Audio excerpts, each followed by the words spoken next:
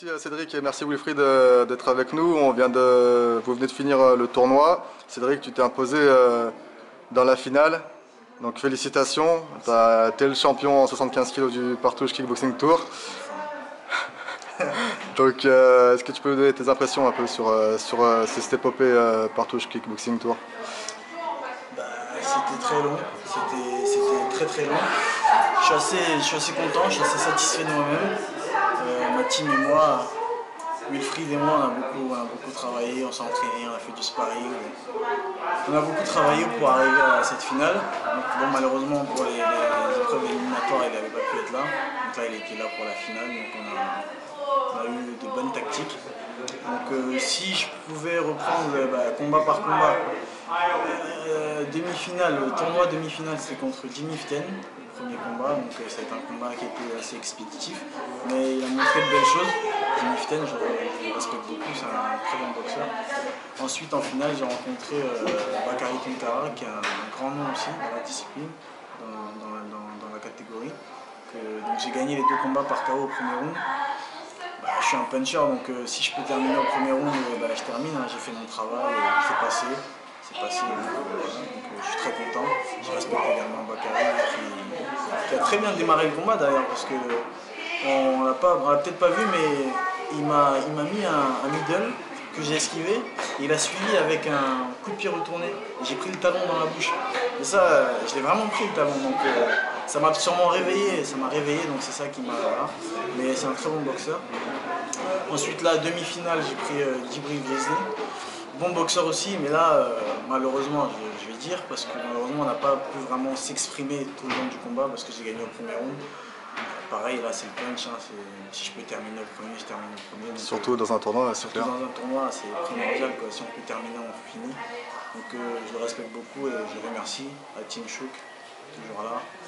Et en finale, oh là là. C'était une vraie guerre. Hein. Ah ouais, c'était la guerre, mais je m'y attendais, on s'y attendait, on savait que ça allait être... Donc on commence au début, c'est un combat revanche. C'est un combat revanche. Est-ce que tu peux nous rappeler un peu comment ça s'est passé la première rencontre? La première rencontre, donc là je sortais tout juste du Wicked One. C'était en l'année dernière. C'était fin d'année 2014. Ouais, fin d'année 2014, donc j'avais quoi comme tactique? Je savais que c'était un boxeur qui avançait beaucoup, qui n'avait pas de jambes, qui était vachement, c'était un puncher quoi, tous ses combats KO. Je me suis dit, je ne vais pas rentrer dans le jeu, je vais faire ce que je sais faire, je vais tourner et je vais le casser avec mes jambes. C'est ce que j'ai fait, j'ai tourné, j'ai cassé avec mes jambes pendant 3 rounds. Malheureusement, la boxe, hein, c'est la boxe, il y a eu un match nul. Je dis bon ok, pas de soucis, c'est pas grave, j'accepte. Mérité à ton avis ou Non, mais bien sûr que non, ça ne méritait pas le match nul, j'avais largement gagné le combat. Donc j'avais 2 rounds sur 3. Donc il ne faut pas avoir un bac plus 6 pour savoir qui a gagné. Et là donc c'était la revanche. Et je savais que c'est un boxeur qui avait évolué, parce que lui aussi dans les épreuves éliminatoires il a fait des belles prestations, c'est sûr. Des KO, des coups au foie, que des KO quoi. Bref, je savais qu'il avait des points de feu et que là il était déterminé. Moi j'avais un avantage, c'est que j'avais fait qu'1 minute de combat, lui il avait fait 3 rounds. Donc je partais déjà avec un avantage au niveau du cardio.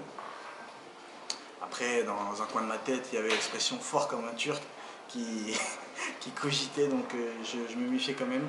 Mais j'avais comme game plan, de faire exactement les mêmes combats que la première fois.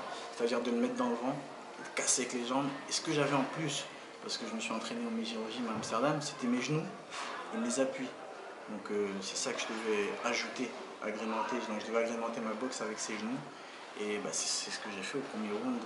J'ai tourné et c'est passé, l'anglaise est passée, donc paf, j'ai accéléré. Ouais, très gros premier round. Hein.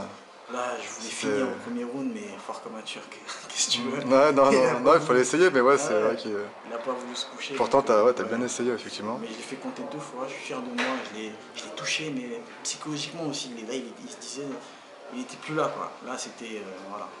Là, je savais que le combat, il était pour moi, donc c'était ma finale. Ouais, donc énorme premier round, bon, tu le fais compter 2 fois.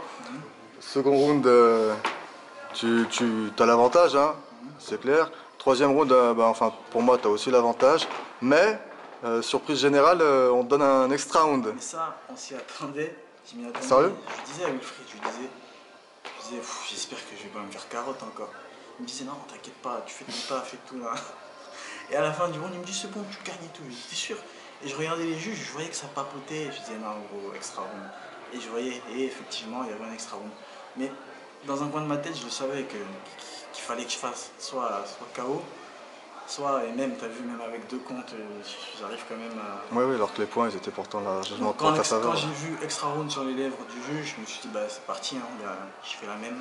Ouais. Et là, j'ai tout fait, j'ai fait de mon mieux pour faire la différence. J'ai suivi les conseils de Will, j'ai suivi les conseils d'André, parce que j'ai passé pas mal de temps dans le coin neutre. Oui, Voilà. c'est vrai. Du coup, Wilfried, tes conseils, toi, c'était quoi pour cette finale et cette revanche? Bah, moi je voulais qu'il se déplace, qu'il le mette dans le vent parce que lui il recule pas ce mec-là, Vedat, c'est fort comme un turc. Mais par contre, quand Cédric se déplaçait, chose qu'il sait très bien faire, il était vite dépassé le turc. Donc c'est ce qu'il a fait, c'était notre game plan.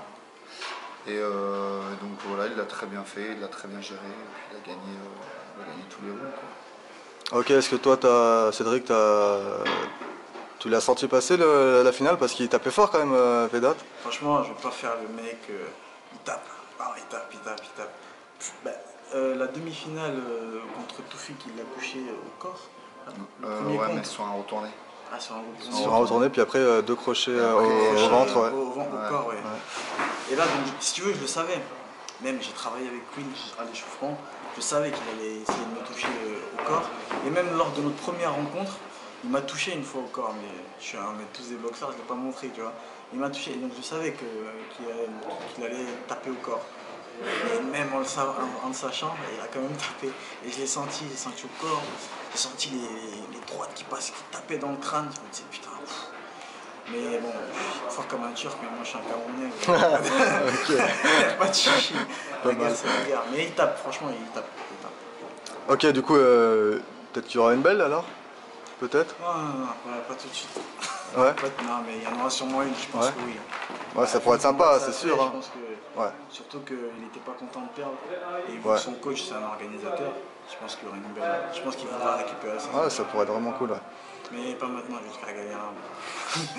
C'est Ok. qui le champion? On va faire monter les primes un peu. Ouais, c'est ça. Du coup, Cédric, tu vas enchaîner dans 2 semaines, le 31 octobre. 31 octobre, je boxe à Angoulême, dans ma ville. Un gala organisé par Emmanuel Fernandez, donc je suis très content. Le KOC Halloween. KOC Halloween, c'est ça. Donc tu vas combattre pour un titre, hein, il me semble. Non, pas pour un Non, titre, je combat super fight pour un super fight, main event, contre Ricardo Cabral, le portugais, champion du Portugal. Ok, est-ce que tu le connais un peu? Pas encore, mais je vais commencer là. Je vais me reposer d'abord un peu, mais là je vais commencer à étudier. Ok, donc déjà, ouais, donc prochaine échéance le 31 au KOC. Ouais. Est-ce que tu as d'autres rendez-vous de prévus? Peut-être la NDC, qui sait. Ah, je sais pas. le 14 novembre? Ouais, Peut-être. 14 novembre à Marseille. J'enchaîne, je suis fou. Donc ouais, du coup, alors peut-être la NDC qui, on le rappelle, se passera le 14 novembre au Palais des Sports de Marseille avec une très très grosse carte. Et du coup, est-ce que derrière tu as d'autres rendez-vous? NDC, après on a la Full Night. La Full Night à Hague. Et après le Challenge TTT organisé par Thierry Tavernier dans le Nord. Et après février, on verra. Pourquoi pas un gala organisé par David Blanc, etc. On verra. Ouais, ok. Est-ce que bon, t'es en 75 kilos, t'es bien en place en France. Est-ce que t'as un adversaire que tu souhaiterais avoir, que ce soit un Français ou un combattant international? Karim Gadji. Ouais. Non, ouais, Karim, c'est un super boxeur, franchement. Ouais. Ce serait un honneur pour moi de le rencontrer parce que bah, c'est le top, Karim. Donc, avec plaisir, Karim. On rappelle, il va. Pareil, super Karim Ben boxeur. Mansour aussi. Ouais, bah, on est les meilleurs. Je ne vais pas dire que ce sont les meilleurs parce que je suis le meilleur. Mais, Oui, c'est vrai. Voilà, je suis le meilleur avant eux. Mais bon. Mais donc, ouais, ce sont les meilleurs. Donc, avec plaisir, Karim Gadji, Karim Ben Mansour. Tous les boxeurs de mon poids, je veux qu'ils goûtent à la foudre. Ok. Bon, bah super, merci. Bah, félicitations encore pour ce nouveau titre et ta belle prestation. Et puis bah, à bientôt alors. A bientôt, je tenais à remercier mon pote Wilfried Martin qui m'aide toujours, chez qui je suis licencié à Atlantide, à Limoges, et qui m'aide tout le temps, par le sport, par la vie sociale. Donc voilà, je remercie Wilfried Martin. Et André Manard, mon coach à Amsterdam. Je sais que j'ai oublié des gens, mais je suis désolé déjà. Je sais que j'ai oublié quelqu'un, mais je suis désolé. Je remercie Jamel Mokedem, mon premier coach de toujours, qui est toujours là psychologiquement, qui m'appelle tous les jours pour me booster. Je remercie Brahim Anafi, putain, merci. Si j'avais oublié. Je remercie Brahim Anafi, qui est à Sainte, au Sport Impact, chez qui je vais m'entraîner aussi et qui est super avec moi, qui m'ouvre les portes, etc. Jean-Philippe Robert, mon beau-père, qui est toujours là. Et lui vient parce qu'il mange, donc c'est gratuit. Donc voilà, je remercie Boxmal aussi. C'est cool, bah merci, c'est sympa la Mais je dédicace. suis désolé, je sais que j'oublie des gens, mais... Voilà, voilà ce le rageur. Je sais que j'oublie des gens, mais je suis vraiment désolé. Je remercie tous mes fans sur Facebook, je vous kiffe. Je peux pas répondre à tout le monde, je reçois tous vos messages et je vous kiffe. Merci beaucoup du soutien et on est ensemble. Ok. Merci à vous. Ciao. Merci, ciao.